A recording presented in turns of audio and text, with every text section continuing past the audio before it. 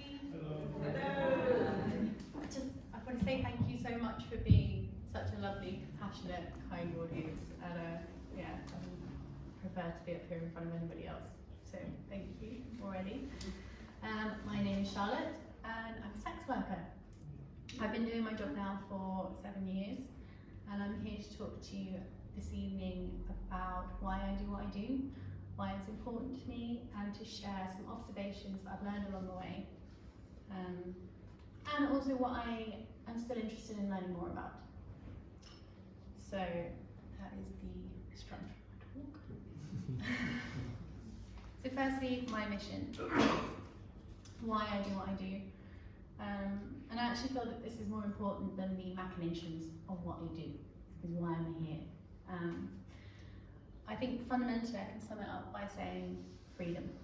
So I believe in freedom for me, for the people I see, and that is freedom to be yourself, freedom from shame, freedom to be honest with yourself, and maybe to share that truth with other people if you feel safe and brave enough to do so. Skipped too far ahead. So I've managed to pin down 4 fundamental reasons why I think people come to see me. I'm sure there are more, but I can't think of them. And sometimes people fall into more than one group, but these are the 4 reasons. And they are, mixed up my slides. Yeah, that's how it works. In fact, I may have lost one. Never mind, I've got a PowerPoint. So, people who feel unable, for whatever reason, to be honest about their needs, wants, desires, will often find me, and I provide a space for them to be honest. I see a lot of the time people who are carrying shame, people who feel that maybe they're broken, maybe that their truth makes them unacceptable. I see also a lot of people who have disposable income and want convenience and fun. And I see people who find it, for whatever reason, very difficult to connect with other people in the outside world. And so this becomes their space. What I've noticed, and if I can go back to my mission, what I'd like to change in the world is the fact that the first 2 groups don't actually need to come and see me. If we lived in a kinder, more compassionate, sharing, honest world, we could actually connect with each other in this way. And then I would still have plenty of work just from the second 2 groups, so it's fine. Half my client base, but I would still be fine. So yeah, my client base. And this is, the safe container is how I work and how I make work a safe place for me and people come to see me. And I think it's very important. I think it sometimes isn't something we have in our sexual interactions or romantic relationships.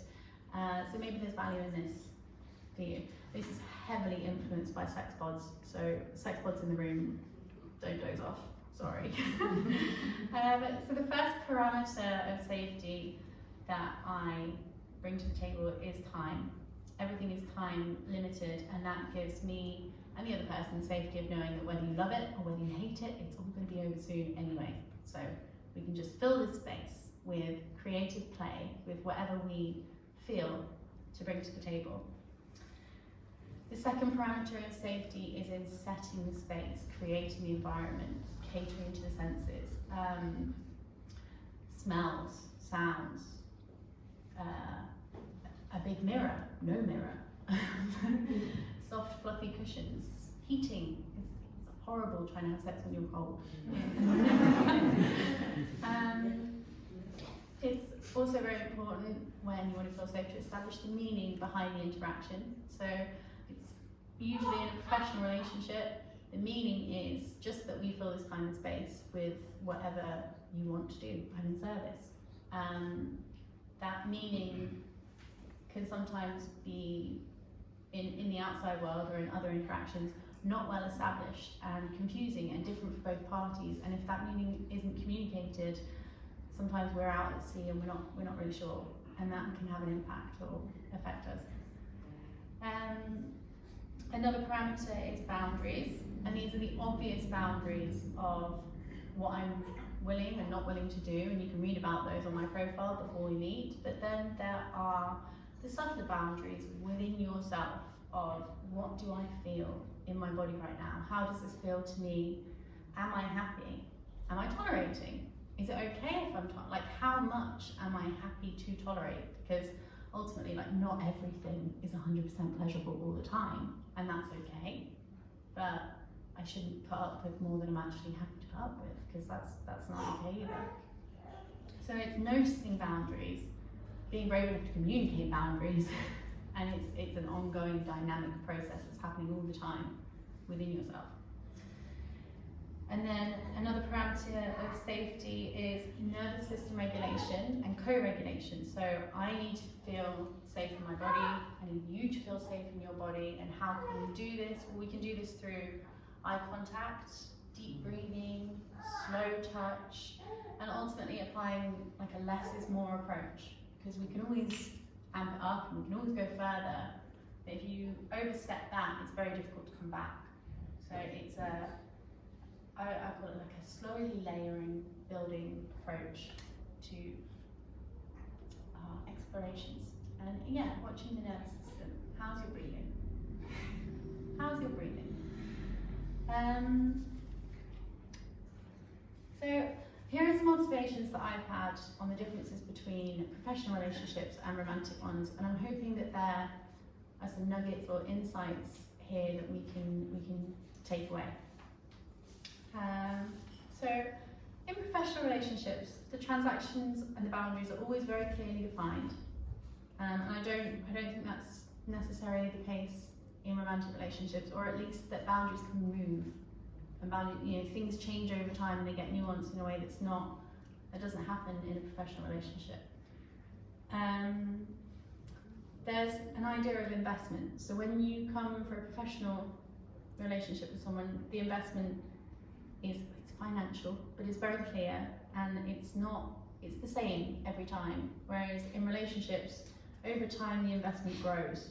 Maybe you buy a house together, or you have kids, but the weight of that impacts. It becomes harder maybe to be honest, because the risk is bigger. What happens if they don't continue to accept me, or they don't, well, this means something to our sense of self and who we are in the world. Whereas in a professional relationship, if it all goes tits up, hey, it's fine. We don't see each other again, but we're not really affected, And also, we didn't know each other that well anyway. So when you're in a romantic relationship, you know each other more and more and more, and so their opinion of you matters a lot. It's not the same. In professional relationships, we are mutually incentivized to have a good time. I want to have a good time because you'll see me again. You want to have a good time. I want you to have a good time because,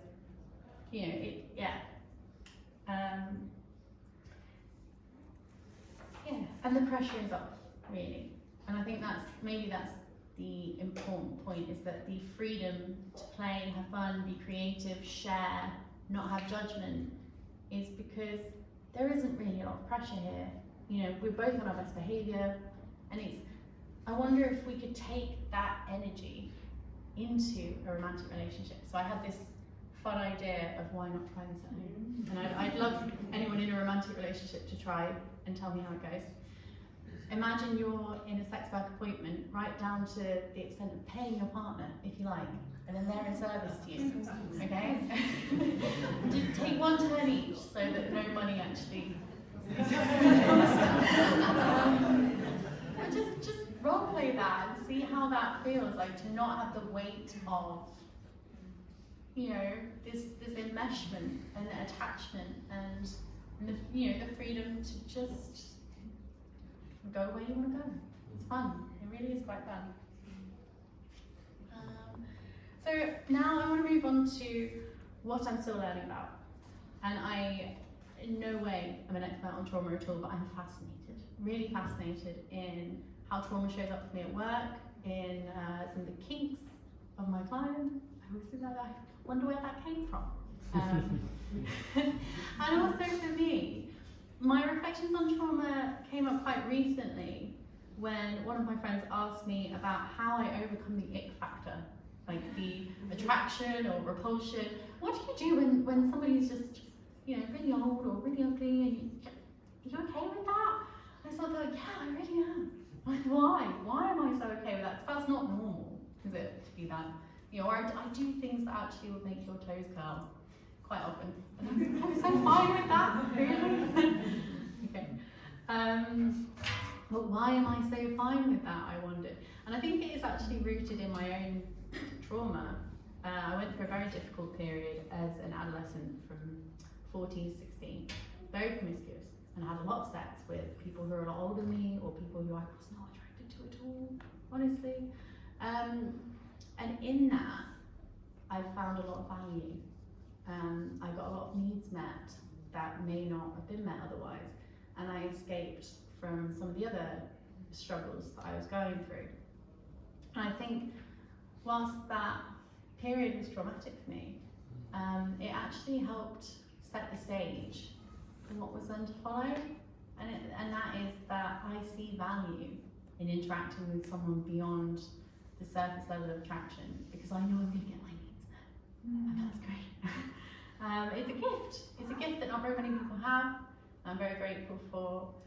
So yeah, I'm curious about trauma. I'd love to know more about it, but I don't. I've been listening to Gabor Mate recently, and he says if trauma is disconnection from ourselves and disease is a manifestation of disconnection, then healing is recovering ourselves. And then I think back to my mission, which is to provide freedom for myself and the people. And it's a way to find an aspect of yourself that maybe you didn't have access to outside of this space that is safe, that is, you know, defined and boundary, but it's your space to find whatever aspect of yourself you couldn't connect with out there. And so a quick final thoughts, summary. As much as I'm interested in trauma, I'm interested in healing, and I've found that healing can be found through connection, embodiment, fantasy and reenactment, surprisingly, compassion and dispelling shame, fun, creativity, and honesty. So my message is feel free, feel safe, and be brave. Thank you very much.